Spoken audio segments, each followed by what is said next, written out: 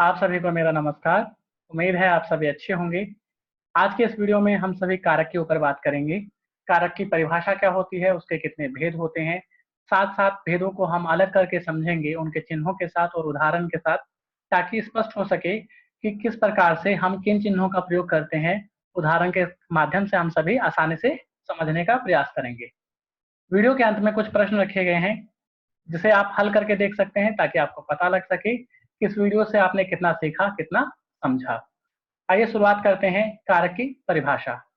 कारक शब्द का अर्थ होता है क्रिया को करने वाला।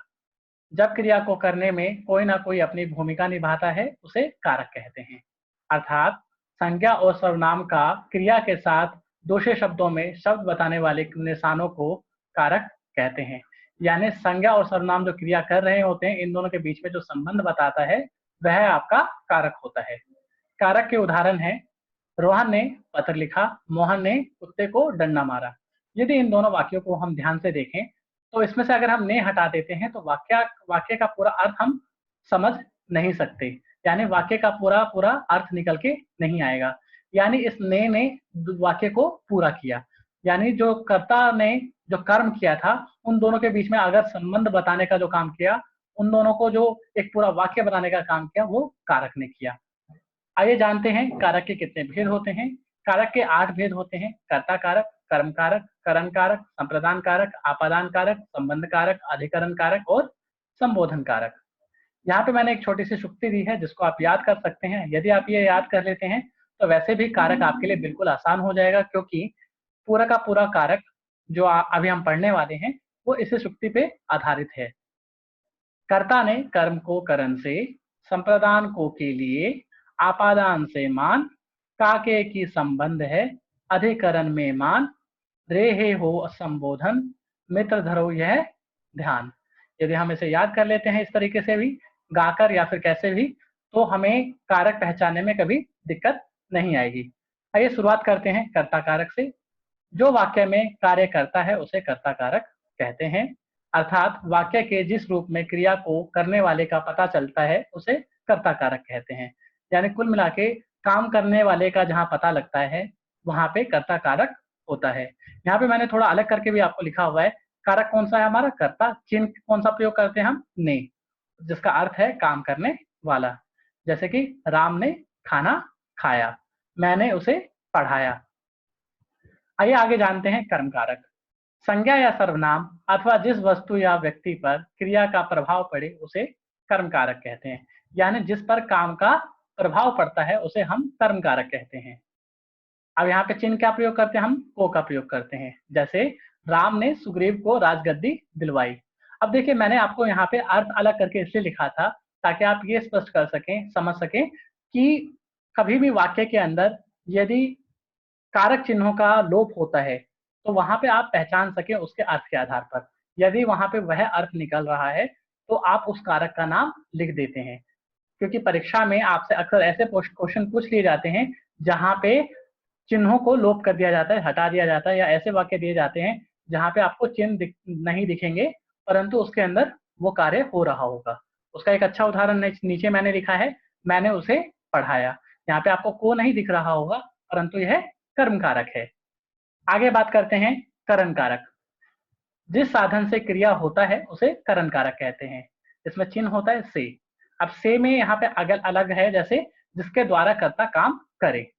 जैसे बच्चे गेंद से खेल रहे हैं, बच्चा बोतल से दूध पीता है, यानी उसके द्वारा हो रहा है। से यहाँ पे से का मतलब हुआ उस के द्वारा हम किसी कार्य को कर रहे हैं। आगे जानते हैं संप्रदान कारक। जिसके लिए कर्ता कुछ कार्य करे, उसे संप्रदान कारक कहते हैं। जैसे कि यहाँ पे चिन्ह हम प्रयोग करते हैं को के लिए। इसमें क्या होता है आपके लिए? जिसके लिए क्रिया की जाए, यानी गरीबों को खाना दो, मैंने मेरे लिए दूध लेकर आओ। देखो, इसमें एक पहचाने का छोटा सा ट्रिक ये है कि ऐसे वाक्य अक्सर वो वाले होते हैं, इसमें आप देख रहे होंगे यहाँ पे दान लिखा हुआ है, जिसमें कुछ देने का भाव निकल के आ रहा हो, अक्सर वहां पे आपको देखने को मिलेगा आपका संप्रदान कारक।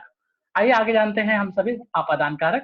संज्ञा या सर्वनाम के जिस रूप से किसी वस्तु के अलग होने का बोध हो, वह आपादान कारक होता है।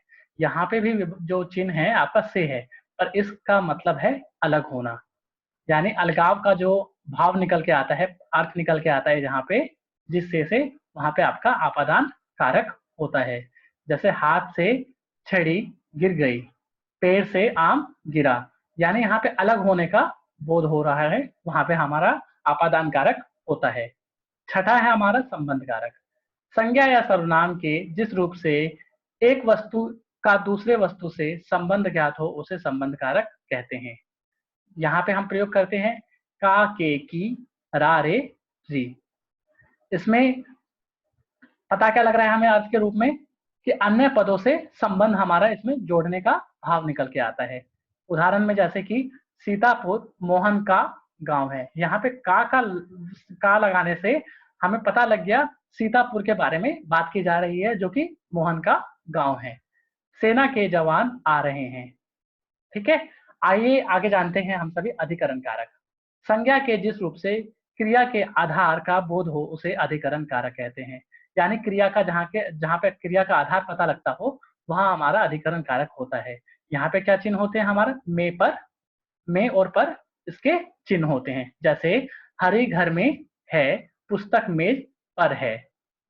आगे हम जानते हैं संबोधन। संबोधन का सीधा सीधा अर्थ है पुकारना या फिर किसी को बुलाने का, यानी यहाँ पे हम चिन्ह का प्रयोग क्या करते हैं, हे, अरे, ऐसे जो शब्द होते हैं जिसमें हमें लग रहा है किसी को बुलाने का प्रयास किया जा रहा है, वहां पे हमारा क्या होता है, संबोधन कारक होता है।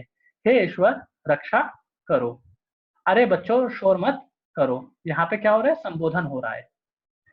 अंत में मैंने यहाँ पे कुछ कुछ प्रश्न दिए हैं आपको, जिसको आप हल करके देख सकते हैं ताकि आपको पता लगे कि आपने कितना सीखा है, कितना समझा है। इस वीडियो में आपके लिए इतना ही। अगली वीडियो में किसी नए विषय के साथ मिलेंगे। आप सभी का धन्यवाद।